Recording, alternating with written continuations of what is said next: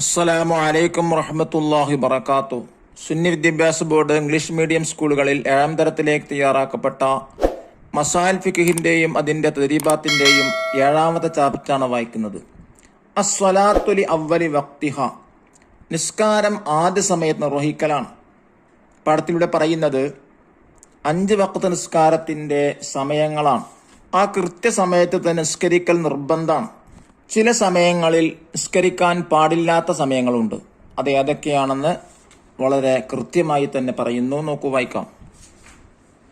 നബി സല്ലല്ലാഹു അലൈഹി വസല്ലമ തങ്ങൾ പറഞ്ഞു, കഅബയുടെ അടുത്ത് വെച്ച് ജിബ്രീൽ അലൈഹിസ്സലാം എനിക്ക് 2 തവണ ഇമാമായി നിസ്കരിച്ചു.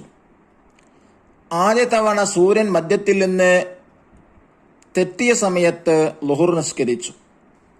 ഒരു വസ്തുവിന്റെ നിഴൽ അതിനോളമായ സമയത്ത് അസർ നിസ്കരിച്ചു. നോമ്പ് തുറക്കുന്ന സമയത്ത് മഗ്രിബ് നിസ്കരിച്ചു. മേഘത്തിൽ കടും ചുവപ്പ് മാഞ്ഞ സമയത്ത് ഇശാ നിസ്കരിച്ചു.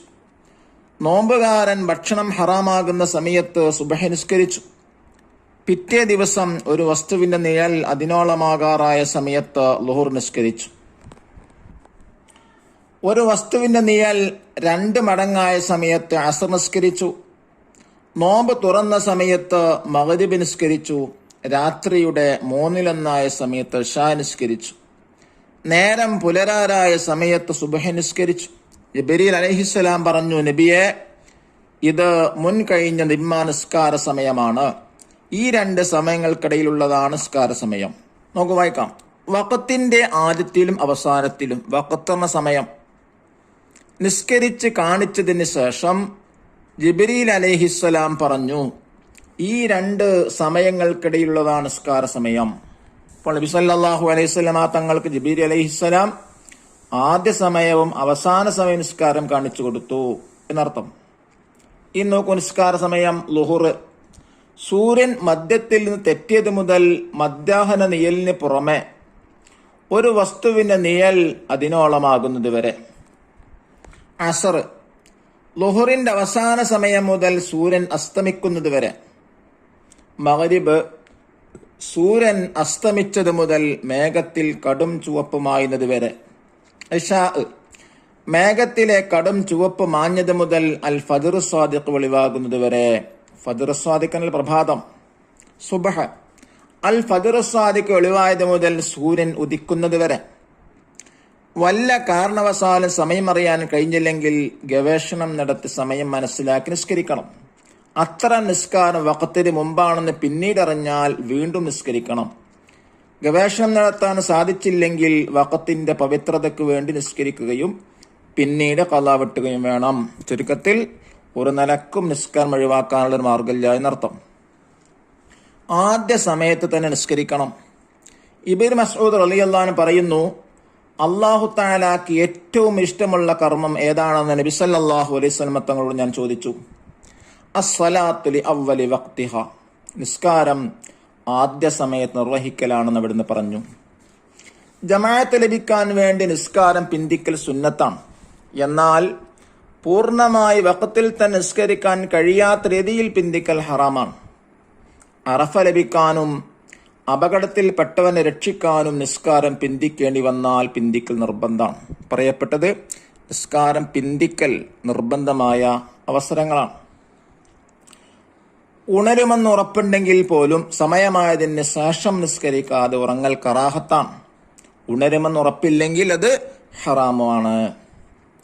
നിസ്കാരം പൂർണ്ണമായും വഖത്തിൽ തന്നെ ലഭിക്കാൻ ഫർളുകൾ മാത്രം ചെയ്ത് നിസ്കരിക്കാൻ സുന്നത്തില്ല.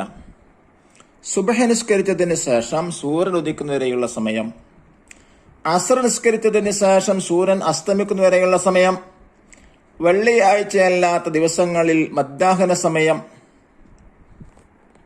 മധ്യാഹ്ന സമയം എന്ന് പറഞ്ഞാൽ എന്താ? സൂര്യൻ മധ്യരേഖയിൽ നിൽക്കുന്ന സമയം. എന്നീ സമയങ്ങളിൽ കാരണമില്ലാത്ത സുന്നത്ത് നിസ്കാരവും, ഒരു കാരണമില്ലാതെ വെറുതെ സുന്നത്ത് നിസ്കരിക്കാം. അങ്ങനെ നിസ്കരിക്കാം, പക്ഷേ ഈ പറയപ്പെട്ട സമയങ്ങളിൽ ഇങ്ങനെ നിസ്കരിക്കാൻ പാടില്ല. കാരണം പിന്തിയ സുന്നത്ത് നിസ്കാരം, യാത്രയുടെ സുന്നത്ത് നിസ്കാരം, അത് കാരണം പിന്തിയ നിസ്കാരമാണ്. യാത്രയ്ക്ക് പോകുന്ന ആള് ആദ്യം നിസ്കരിക്കാൻ വേണ്ടത്, പിന്നെയാണ് യാത്ര. അപ്പൊ ഈ നിസ്കാരം ഈ സമയങ്ങളിൽ പാടില്ല എന്നർത്ഥം.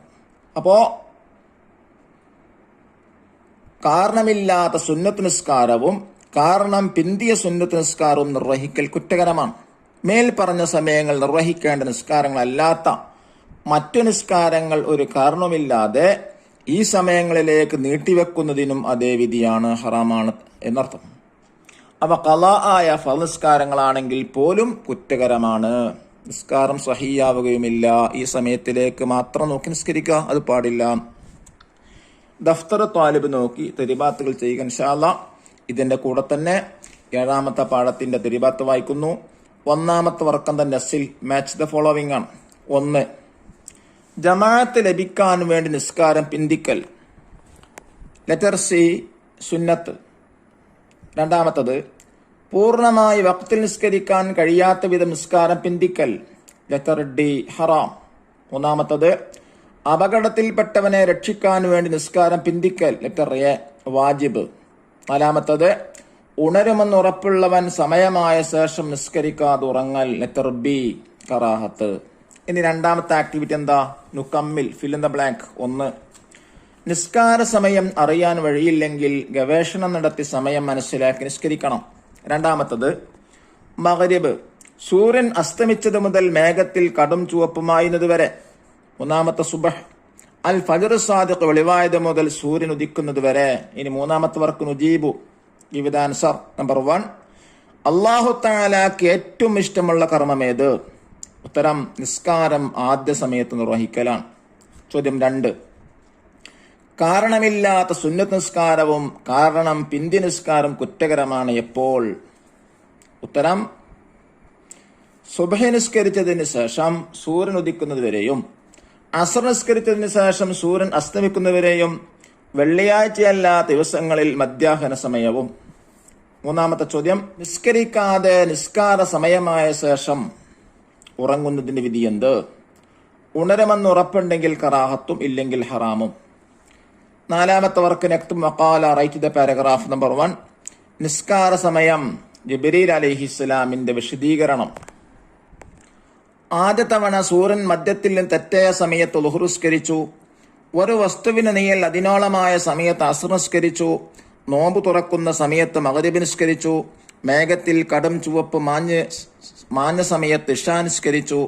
നോമ്പുകാരൻ ഭക്ഷണം ഹറാമാകുന്ന സമയത്ത് സുബഹി നിസ്കരിച്ചു.